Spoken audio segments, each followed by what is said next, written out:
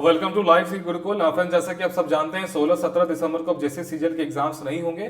सो ये किन परिस्थितियों में इस एग्जाम को पोस्टपोन किया जा रहा है, रीजंस क्या थे, अब आगे एग्जाम्स होंगे भी कि नहीं होंगे, अब आगे आपको क्या करना चाहिए, इन सब बिंदुओं पे हम इस वीडियो में डिस्कस करते हैं। So let's start.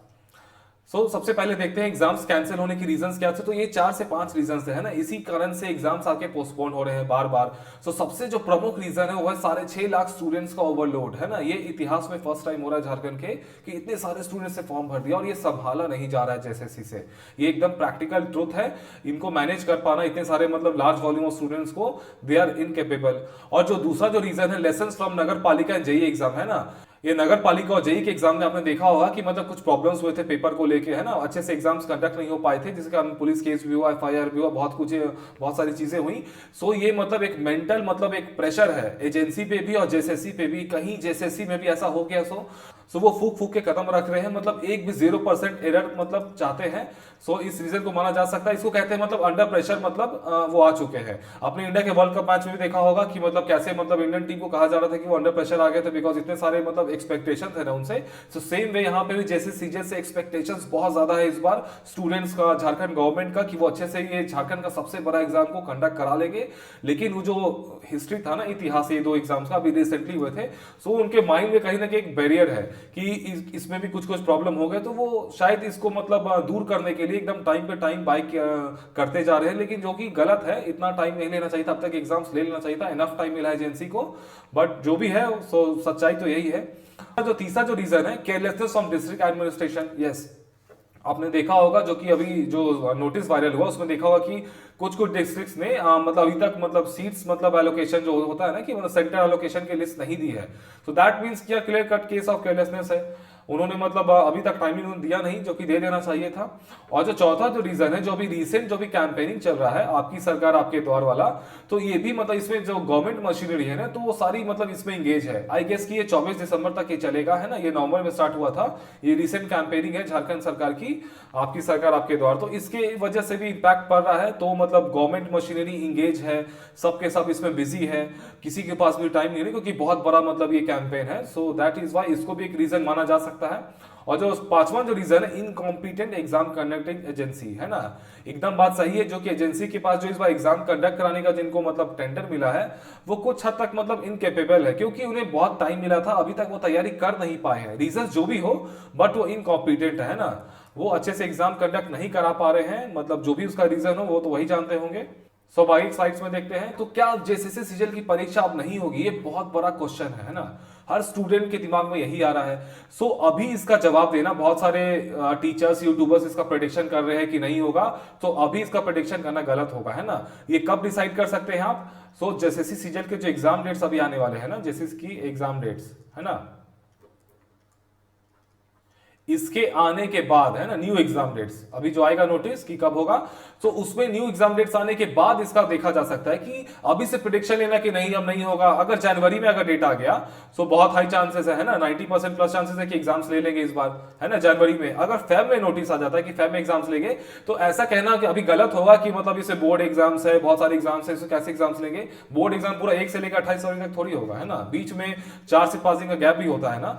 ये एग्जाम का जो नया डेट आएगा ना, वो काफी हद तक बता देगा कि एग्जाम्स किस अच्छे से एनालिसिस करके दिया। हो सकता है जैसे जो बीच में जो गैप है ना, इसमें एग्जाम्स की डेट को डाले, संडे या सैटरडे संडे को डाले, कुछ भी करे। ये एग्जाम डेट्स को देख के बहुत हद तक एनालिसिस किया जा सकता है कि ये एग्जाम डेट्स प्रैक्टिकली पॉसिबल है कि नहीं है ना, कब लेंगे एग्जाम, क्या लेंगे, उसको आपको अभी वेट करना चाहिए। अभी से अनुमान लगा देना कि नहीं अब जैसे कि परीक्षा नहीं होगी, बहुत सारे टीचर्स ऐसे ही नेगेटिविटी फैला रहे हैं कि अब नहीं होगा, जो भी होगा अब गया एग्जाम, अब खत्म। नहीं, आपके जो नए एग्जाम डेट्स आएंगे उसको देख के एनालिसिस किया जा सकता है, अनुमान लगाया जा सकता है। अभी से प्री अजम्पशन करना गलत है। ओके, क्या आप तैयारी छोड़ दें? क्योंकि 8 साल से यही हो रहा है ना, ये स्टूडेंट्स के दिमाग में आ रहा है कि 8 साल से एग्जाम में बढ़ते जा रहा है, डेट पे डेट है ना, तारीख पे तारीख।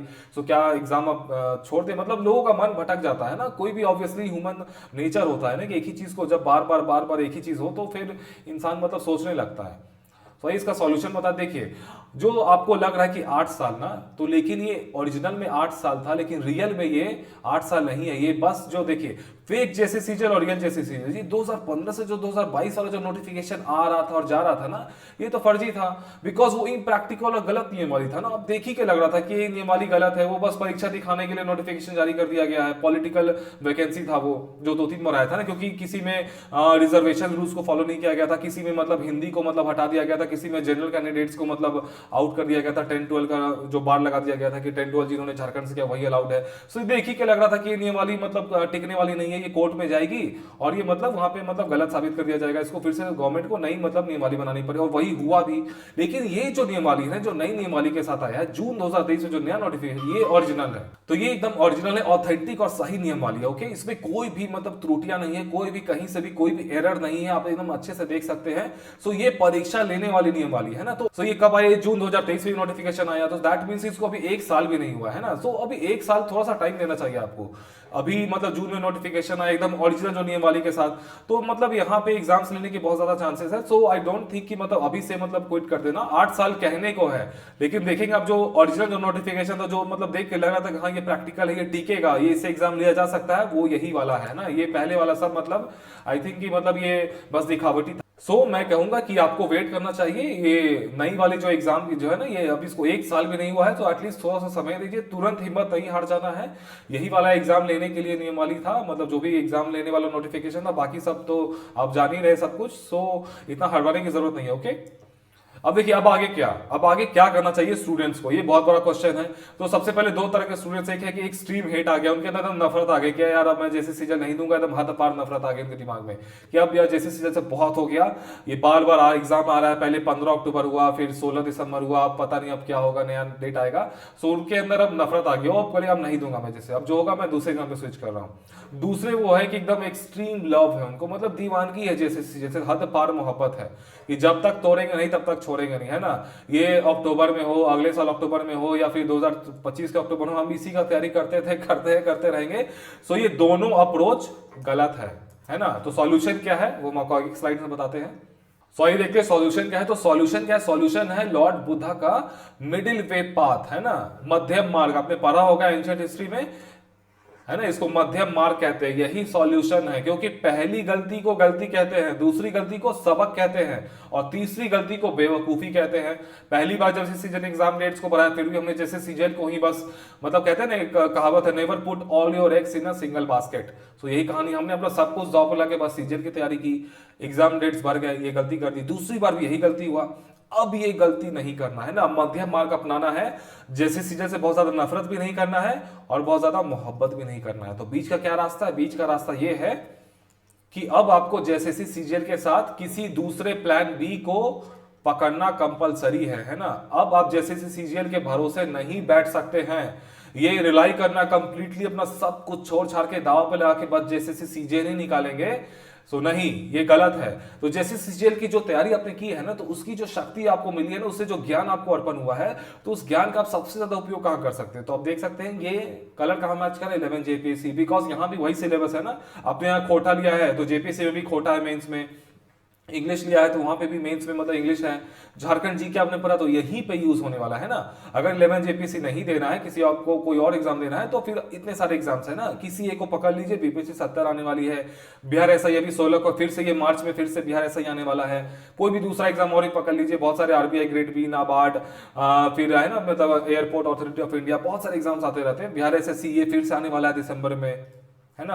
एलडीसी वाला आया हुआ है, रेलवे का एग्जाम हो गया, सेंट्रल एसएससी हो गया, यूपी पीसीएस 2024, बहुत सारे एग्जाम्स है। लेकिन जो सबसे ज्यादा आपको बेनिफिट मिलेगा, जैसे सीजीएल का जो नॉलेज आपको मिला है, वो आपको 11 जेपीसी में यूज कर सकते हैं। ओके, सो अब देखिए मिडिल वे पाथ क्या होगा। दो तरह के स्टूडेंट्स हैं, एक है जिनको बस जॉब चाहिए, है ना। तो बस अगर आपको जॉब चाहिए तो ये सब एग्जाम्स है, Bihar SI, Bihar LDC, Bihar SSC, central SSC, banking, other group B और डी सर्विसेज, है ना। ये और होगा यहाँ पे, कोई भी ग्रुप बी और सी के एग्जाम्स को पकड़ लीजिए अगर नौकरी चाहिए तो, है ना। बहुत सारे एग्जाम्स के ऑप्शंस है, ये सारे एग्जाम्स होने वाले बिहार में, तो एकदम मतलब रॉकेट टाइप एग्जाम हो रहा है, एकदम टाइमली। तो आप वहां पकड़, सेंट्रल एसएससी हर साल होता है, बैंकिंग हर साल होता है, बहुत सारे अदर ग्रुप बी के एग्जाम्स है, किसी को पकड़ लीजिए। लेकिन अगर आपको जॉब के साथ साथ एकदम लाइफ चाहिए, पावर चाहिए, नेम फेम चाहिए, एकदम मतलब होता है ना कि एकदम नो आई वांट, मतलब आपको मतलब मतलब कुछ बड़ा करना है ना, मतलब ठीक है जॉब तो जॉब है लेकिन मुझे कुछ लाइफ में कुछ बड़ा करना है, कुछ बड़ा अचीव करना है, तो फिर आपके लिए ये प्लान भी है ना, 11 जेपीएससी सबसे ऊपर, फिर यूपी पीसीएस 2024, ये एग्जाम बहुत अच्छा है ना। अगर चलो 11 जेपीसी अभी आया नहीं है तो शायद उतने बच्चे भी मोटिवेटेड ना हो, लेकिन ये आने वाला है, इसको हल्के मत लेना। 11 जेपीसी की खासियत क्या है ना कि आएगा तो आपको टाइम नहीं देगा, और अगले साल आने की बहुत ज्यादा हाई चांसेस है, और एग्जाम लेने की बहुत ज्यादा हाई चांसेस है। ये ग्रुप ए का एग्जाम है, और ये इस बार गया तो फिर पता नहीं कब आएगा। और ये एग्जाम में मतलब सबसे अच्छी चीज क्या है ना कि this is a very powerful post, है ना, मतलब बहुत पावरफुल पोस्ट को ऑफर करता है ये एग्जाम।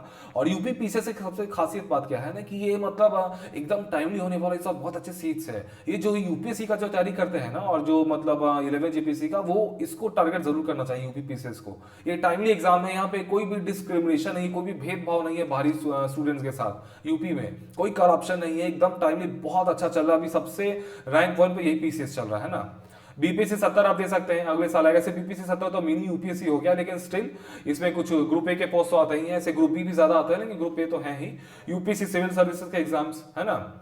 तो कुछ दो तरह के क्राउड होते हैं, एक होता है कि बस ग्रुप ए जिनके लिए जैसे सीजन प्लान बी था, तो वो आप इसको अप्रोच को अपनाइएगा। एक है कि जिनको जैसे सीजन के साथ साथ मतलब बस एक जॉब चाहिए, तो इसको अपना लीजिएगा, है ना। लेकिन अब जैसे सीजन के भरोसे नहीं बैठना है। Okay, so this was all. आपको मतलब प्रैक्टिकली मूव करना है एकदम अच्छे से, मतलब चूजी बन के, एकदम अच्छे से मतलब डिसाइड करके कि एकदम गलती नहीं करना है कि बस जैसे सीजन के भरोसे बैठे। अगर मान के चलो कि फरवरी में एग्जाम डेट आ गया, फिर से आगे बढ़ा दिया, तो क्या करेंगे आप। सो आप ये गलती मत करिए, आप किसी को पकड़ लीजिए, इसको पकड़ लीजिए या तो इसको पकड़ लीजिए, लेकिन जैसे सीजन को छोड़ना भी नहीं है और देन उसी को खाली पकड़ के रहना भी नहीं है। आपको मिडिल वे पाथ को मतलब अपनाना है ना, लॉर्ड बुद्धा का मध्यम मार्ग को अपनाना है। न ज्यादा मोहब्बत न ज्यादा नफरत, बस बीच में रहना। हाँ, तैयारी कर ली है या फिर उसके लिए मतलब एक बार सपना देख लिया तो ठीक है, थोड़ा थोड़ा उसके लिए पढ़ते रहेंगे, लेकिन अब साइड से कुछ और भी देखेंगे। Okay, so all the best and keep studying.